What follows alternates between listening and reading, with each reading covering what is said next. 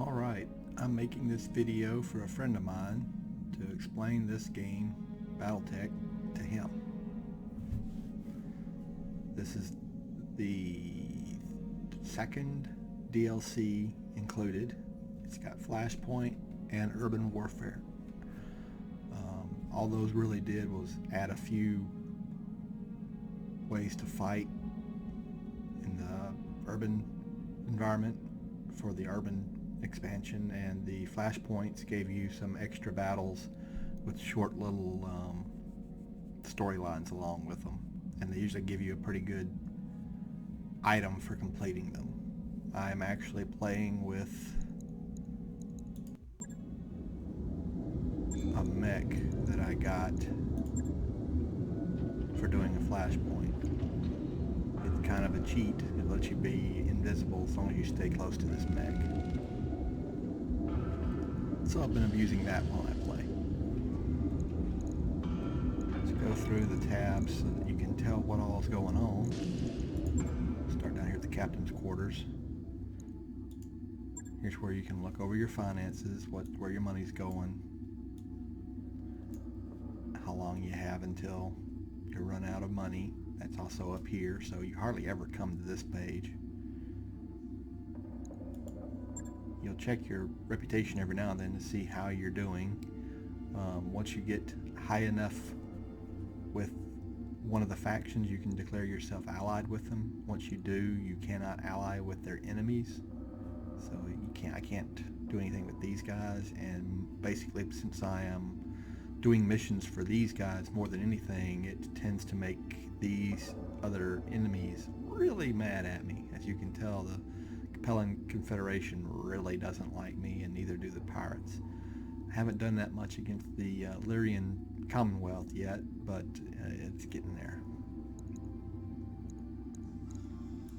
Here's where you set your paint scheme, your icon, and the name of your group. Not changing anything. So now we'll go to navigation.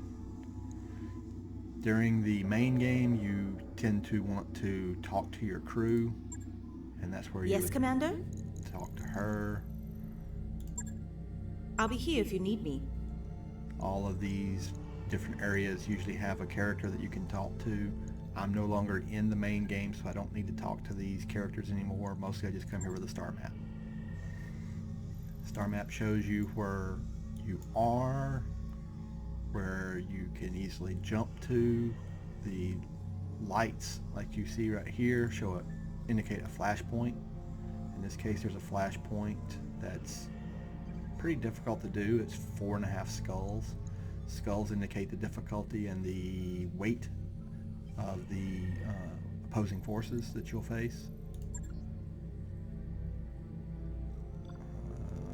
Let's click here. You can see how each jump is indicated on how many you take to get there, and it tells you it take me 17 days to get there. It also tells me that the challenge of this place would be about a 3 skull missions. This is where you do your ship upgrades. I've upgraded this one pretty much to the max for the system support. I've still got a ways to go with the medical and recreational progress, and I've got at least one more training module to buy. These basically take your money and make you spend time, but they do improve how fast your guys get out of the hospital, how high their morale is. The tech bays indicate how many mechs you can hold overall. This helps with the speed of repairing your mechs. This helps low-level mech warriors train before getting into battle, and all of this is basically what you have to improve before you can improve things down here. Here are the mech bays that I have. You can see I have 3. You start out with 1 and you have to expand to the other ones, so you can really only hold 6 mechs to start with. Not much to say other than this is where you would look at your mechs, this is where you repair them, this is where you alter them. This one is being worked on, and see it's going to take it 5 days. If I wanted to change something on this Orion, this gives you a brief overview of it. Tells you a brief information on your loadout. So I've got 2 out of 2 ballistics. Let's do a refit so you can see what's going on. This is the mech at its most basic. You see here how much infrastructure, how much structure it has on its interior. If this gets blown up, the part falls off. So if this lost 60 of its structure, this arm would fall off. It's also got 80 out of 120 armor on it. So any damage to this arm has to go through the armor first before it can get to the interior. This right here shows what kind of hard points this location has. So it's got a laser, or actually it's not laser, it's an energy hard point and a missile hard point, and you see I'm using both of them. In this case I'm using a medium laser and a short range missiles, 6. So it's 6 missiles that shoot from this hard point. There's my ammo down here in my legs. The legs of course all have armor and structure. Same for these locations here. This is the torso, center torso. Center torso gets blown up, you're dead. That's true of any mech. In the fight, whenever the center torso or the head gets blown up, you're done. If both legs get knocked off, you're done. So basically, more tonnage equates roughly to more carrying capacity. So the heavier the mech, the more it can carry, the more weapons it's got, the more armor it's got, the harder it is to kill. Your back, you can see where's the best place to show this storage. You can see that light mechs are in the 20 to 35 ton range, mediums to 40 to 55, heavy assault. Assault are your biggest and baddest, and you have to really work your way up to get to them, because you usually start with just a couple of mediums and some lights. And the way that you get more mechs is to either get their scrap off the battlefield, or to buy the pieces, or buy them outright. Buying them outright is really, really expensive. So most of the time what you do is just kill the enemy opposing force and try to get enough scrap pieces to put together a mech. In this case, you can see I've got 1 out of 3 pieces needed to craft a Jenner JR7D. The JR7D could be different from, let's say, well, in this case, where's a good example? That's the same.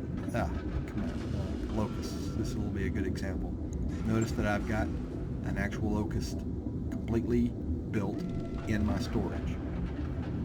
But notice that there are parts for one that's exactly the same. But there's also an LCT-1M, which is different from a 1V. The differences is usually going to be loadout. So in this case, the 1V has 2 ballistics, 1 energy, 3 short support weapon hard points, and it can carry up to 8 jump jets. Jump jets are usually the same between models, but you'll notice that the loadout for this one, 222, is different than this one, and that's usually the difference in the models. And so if you have a part for a 1V, it will not help you build a 1M. You have to have the actual parts for each model. One of the reasons why I'm keeping some of these light mechs just to have them around is that it's part of the score for the overall game mode that I'm playing. The more chassis you have, the more points you get. And as you notice, I don't even have all of the light mechs. I don't have all of an urban, for example. I just haven't run into enough urban mechs to make the parts. Same thing with medium, heavy, and assault. As you notice, I have killed several assaults mechs and gotten their parts, but not enough to make an actual mech. The only assault mech I have so far is this Highlander. The rest of these are all heavies with loadouts that I have given them. This is a catapult that I changed its loadout. I got it last mission. I'm changing its loadout, but I'm not in a hurry to use it. And I use this little Raven a lot because, like I said, it lets me kind of cheat. I get to have an invisible bubble around me while I'm playing. The barracks show you your mech warriors. Mech warriors have skills. You can hire them as you go along. You start with, I think, 5 or 6. This is my character. This one represents me. You have to put points into these skill lines. They start at 2 to 4, sometimes even as much as 6 for any particular character. And as you hire them, the skill points go up the higher up the chain you are. You notice that it's going to take 8100 XP to put points into this. I think to get your 3rd point it's only 900. So I mean that's how it works. The skills get better as they go up, and each, let's see if I can find a lower skilled guy. Here's one. Yes, Commander. See how they have different main skills? You're choosing these as you go up. Each pilot can have 2 of these lower level skills and 1 higher level skill based off the same line. So this pilot, I could eventually get breaching shot or ace pilot, or master tactician, I'm sorry. Right now, this pilot has sensor lock, which lets you makes it easier to hit somebody or to see them from a far distance. I'll explain that later during the match. This one does exactly what it looks like. It lets you target up to 3 guys at once. Receiving you. This skill, Bulwark, lets you basically take less damage whenever you are in cover or you're set yourself. There's the breaching shot, of course, that lets you, if you shoot one weapon at something, it ignores cover and basically hits them for full damage. It's a good thing for missile boats or snipers. There's one you haven't seen. Sure footing basically makes them a little bit more evasive, makes it a little bit harder to hit, and it makes your footing better as you go along. Yes, Commander.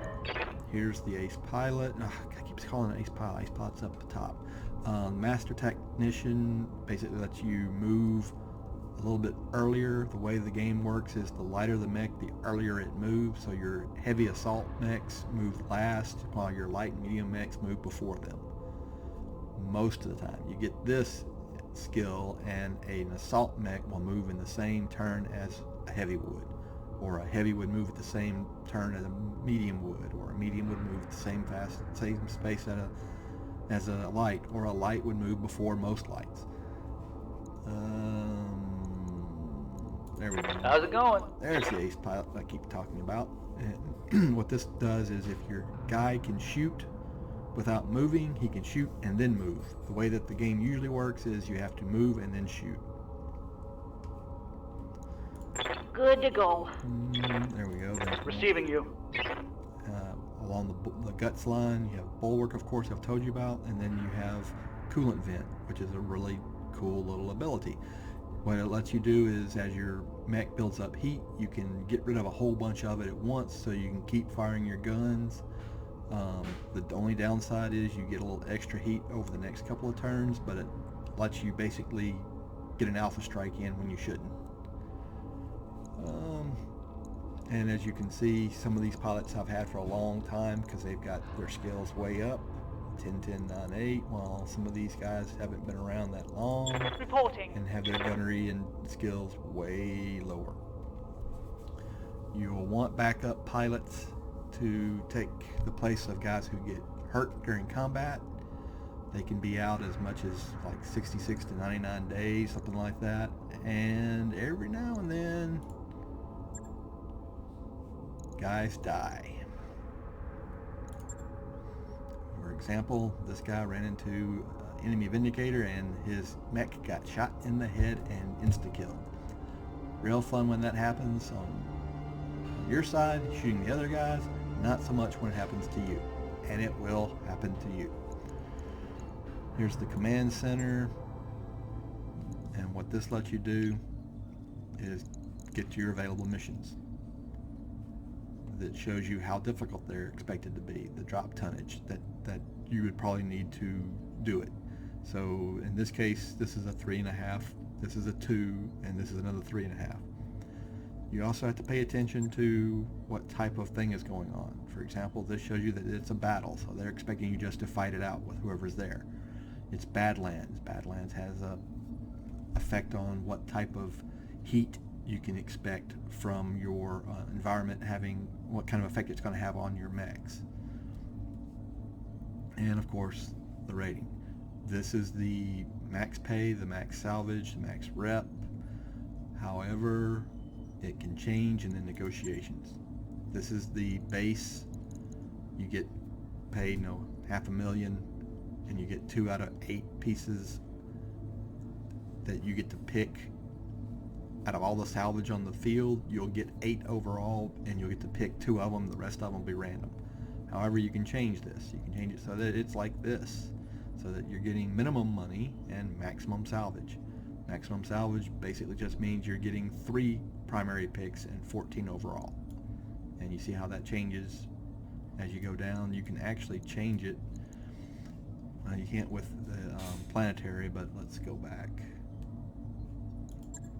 If I'm doing it with these guys, I can actually say I don't want any payment or any scrap and just get nothing but reputation. Now, I don't need reputation with these guys anymore. I'm as popular with them as I can get. You'll notice I cannot do that. You can never get both of these. These sliders are mutually exclusive whenever they're going to the right.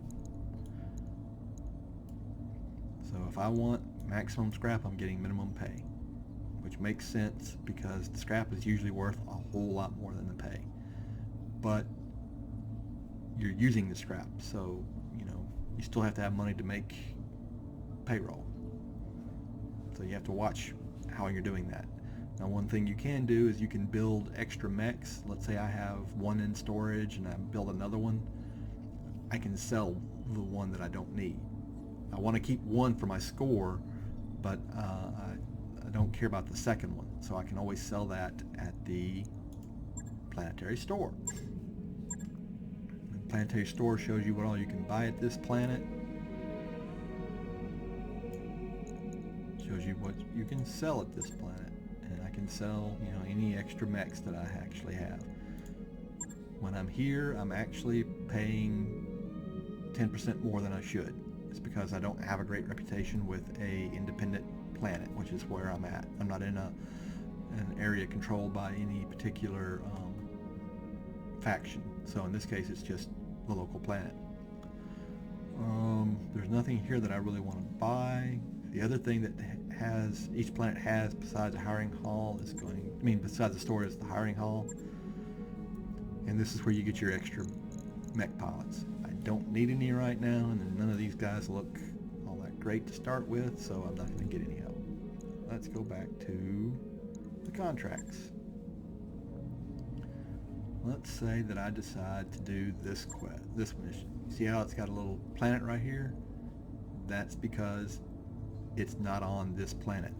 This mission is actually on the planet Leaves Memory, and it'll take 13 days to get there. So if I accept this mission, I won't get paid and I won't get any scrap until after I complete the mission at this planet, which I have to travel to, and that travel time would be 13 days.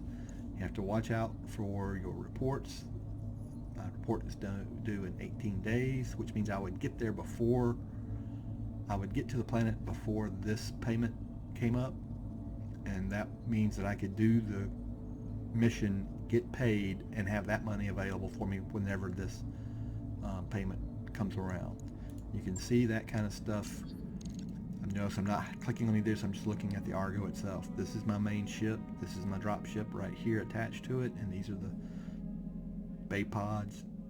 associated with that. You start out with just one of them. This is the one that's being repaired right now. The other two are basically okay. And here's my timeline. The ship upgrade, which I showed you here, is working on the Gamma Pod. It's going to be done in 5 days. The catapult, which I showed you in the mech bay, is being worked on. It'll be done in 5 days. And the financial report is in 18 days. And that's just before you actually start playing the game. I'll make another video showing just playing the game. And I'll post that up for you in a bit. But I think it's going to be time for me to eat. So I'll stop it here. Catch you later. Bye.